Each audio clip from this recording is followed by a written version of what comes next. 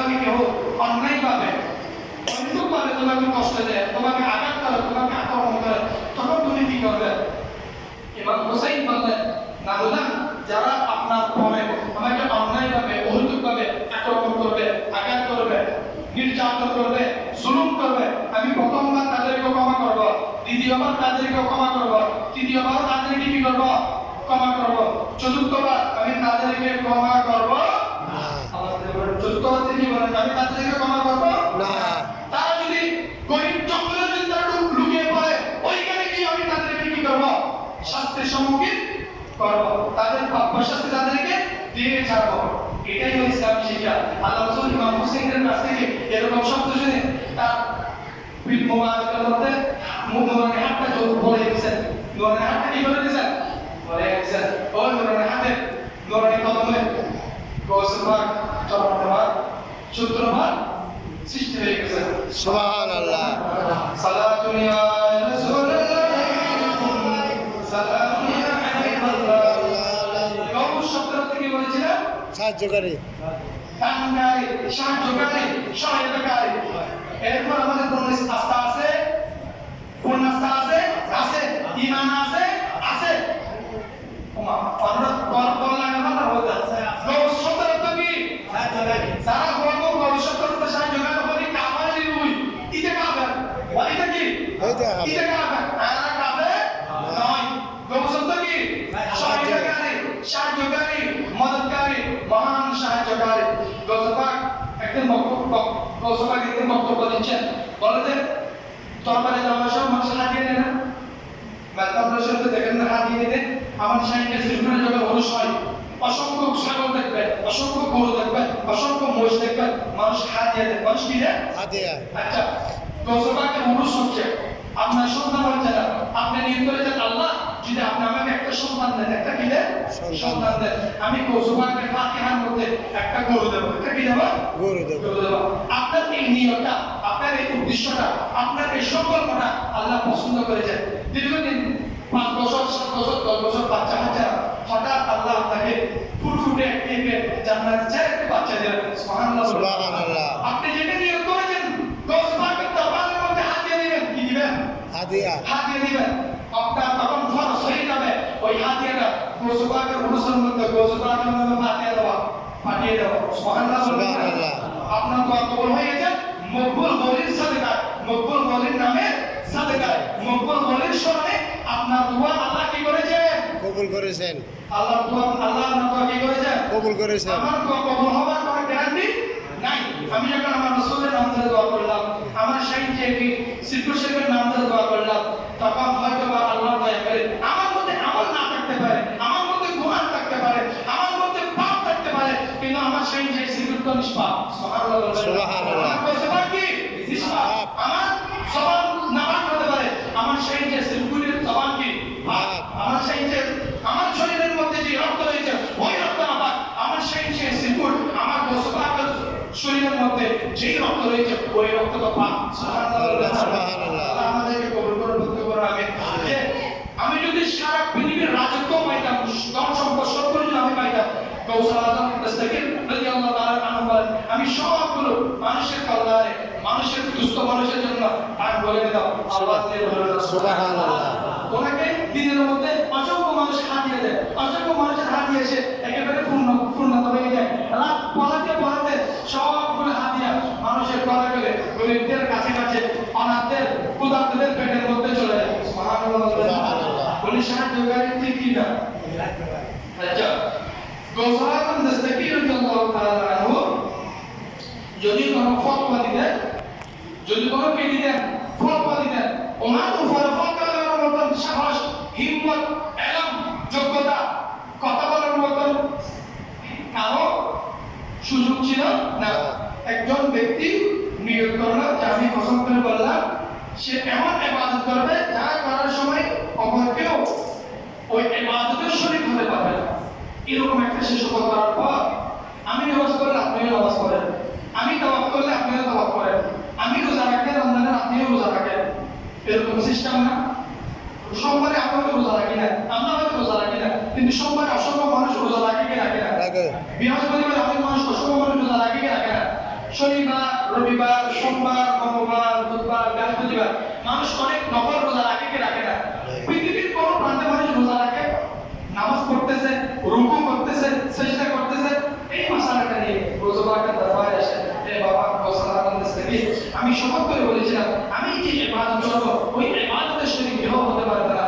তখন সেই গোসলা বড় পীর আব্দুল কাদের জিলানী ওই শপথের ব্যাখ্যা দিয়ে বললেন, যারা তাওয়াফ নাই তাওয়াফ বন্ধ করে দাও, তাওয়াফ কি করে দাও?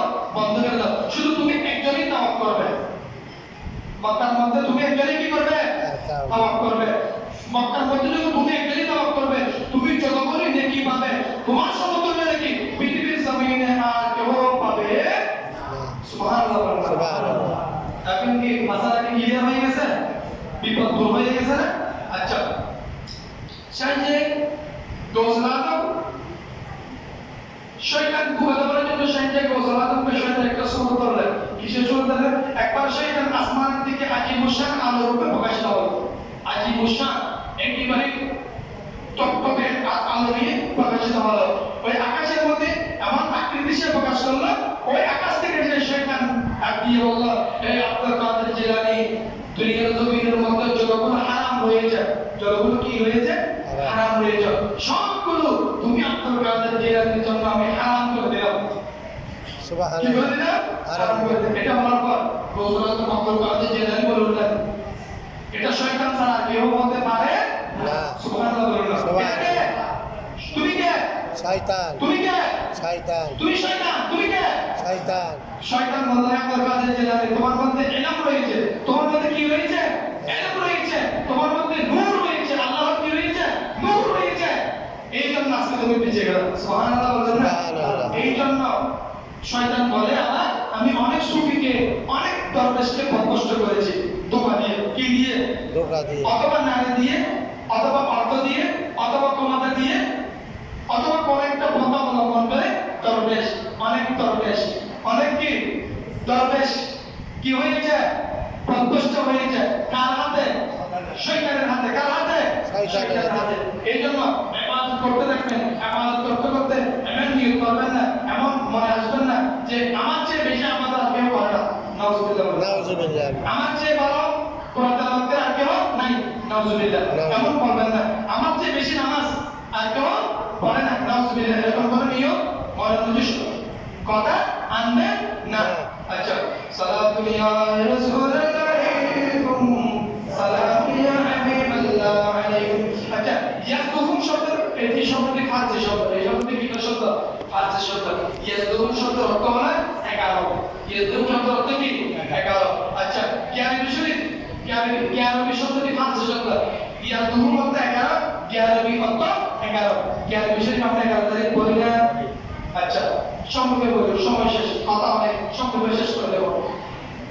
আমরা 11 তারিখ 12 রবিউল থেকে রবিউল সানির 11 তারিখ পর্যন্ত পূর্ণ 1 মাস না বাবা? 1 মাস। 1 মাস না?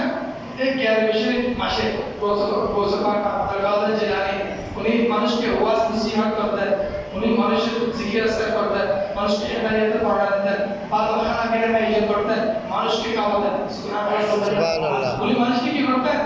খাওয়াতেন। এই আল্লাহ রাসূল সাল্লাল্লাহু আলাইহি ওয়াসাল্লাম ওফাতের কয়দিন পর? 1 মাস। কয় মাস পর? 1 মাস পর আল্লাহর হুকুম এই 11 তারিখে আমার শাইখ যে বড় পীর আব্দুল কাদের জিলানী ওফাত গ্রহণ করলেন। সুবহানাল্লাহ। আমরা 11 তারিখ 12 শরীফ আমরা বলি। হুজুর সাল্লাল্লাহু আলাইহি ওয়াসাল্লাম দুনিয়া থেকে তাশরীফ নেওয়া 11 দিন পর। কয়দিন পর? 11 দিন পর। আসলে আমরা দেখেন সিদ্দিক একবার ক্ষমতায় আসে, ক্ষমতা গ্রহণ করে। কি গ্রহণ করে? ক্ষমতা গ্রহণ করে। 11 দিনের দিন যখন ক্ষমতা গ্রহণ করে, তখন ক্ষমতা যেদিন গ্রহণ করলেন, তিনি ওই দিন অসংখ্য মানুষের জন্য খাবার দাবারের আয়োজন করলেন। এটাকে বলা হয় আল-ইয়াউমু উরুসু রাসূলুল্লাহ। ওই দিনকে বলা হয় কি? আল-ইয়াউমু উরুসু রাসূলুল্লাহ, মানে আজ রাসূলের উরুস শরীফ দিবস। সুবহানাল্লাহ। আজ রাসূলের কি দিবস? উরুস শরীফ দিবস। হযরত আবু বকর সিদ্দিক রাদিয়াল্লাহু তাআলা আনহু ওই 11 দিন, কোন দিন? 11 দিনের মাথায় যখন ক্ষমতায় আসলে আল-ইয়াউমু উরুসু রাসূলুল্লাহ পালন করলেন।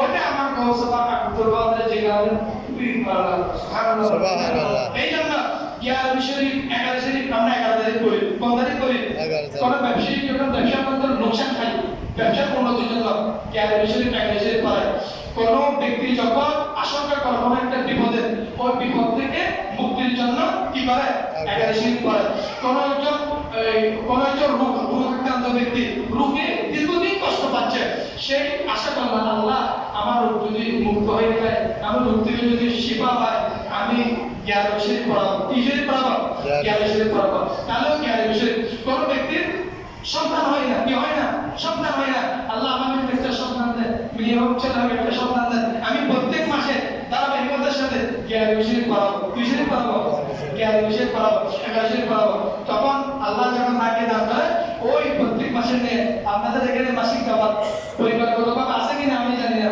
আমি মরিয়মনগর শহরে একটা মসজিদের মধ্যে মসজিদের খেদমতে ছিলাম ওখানে প্রায় 5-7টা দাওয়াত ছিল মাসিক দাওয়াত ওটাকে বলে আমরা মাসিক দাওয়াত ওরা প্রত্যেক মাসে 11 শরীফ 11 শরীফ খতমে বসে শরীফ ওটা কি পাঠ করায় আলহামদুলিল্লাহ আমাদের মসজিদেও প্রত্যেক মাসে খতমে বসে শরীফ হয় না বাবা খতমে বসে শরীফের মধ্যে আপনার যা তৌফিক হয়েছে 10 টাকা 100 টাকা 50 টাকা আপনার শরীক হবে নিয়ত করে আপনি শরীক হবেন সহযোগিতা করবেন আল্লাহ আপনার নিয়তের মধ্যে বরকত দান করবেন আল্লাহ আপনার নিয়তকে কি করবেন পূর্ণতা দান করবেন খতমে জ্ঞান শরীফ খতমে কোরআন খতমে বারাবি শরীফ খতমে গোসে শরীফ এগুলোকে আপনারা কি রাখবেন চিন্তা রাখবেন এই এলাকার প্রবাসী ভাই যারা রয়েছে এরা নাকি খতমে কোরআন পড়ার জন্য হুজুরকে প্রত্যেক মাসে একটা হাদিয়া দিত প্রত্যেক মাসে একটা কি দিত হাদিয়া দিত এটা আমি শুনে আমার অন্তরে খুবই ভালো লেগেছে যখন দেখলাম এখানে প্রত্যেক মাসে খতমে গোসে শরীফ পড়ছে প্রতিদিন আলহামদুলিল্লাহ ইমাম সাহেব কোরআন তেলাওয়াত করতেছে প্রতিদিন যদি আপনি যেখানে থাকেন না কেন মোবাইল থেকে হোক অথবা এমনি হোক একটু একটু কোরআন তেলাওয়াত করেন একটু একটু কোরআন তেলাওয়াত শুনেন আপনার কলবের মধ্যে শয়তানি কুমন্ত্রণা যেগুলো রয়েছে শয়তানি যে অন্ধত্ব রয়েছে কালো মেঘ রয়েছে ওগুলো আস্তে আস্তে দূর হয়ে যাবে সুবহানাল্লাহ হয়ে যাবে দূর হয়ে যাবে এই জন্য প্রতিদিন একটু একটু বেশি না অল্প অল্প কোরআন তেলাওয়াত শোনাও কি উত্তম শোনাও কি উত্তম। শ্রেষ্ঠ ইবাদত সালাতু আলা রাসূল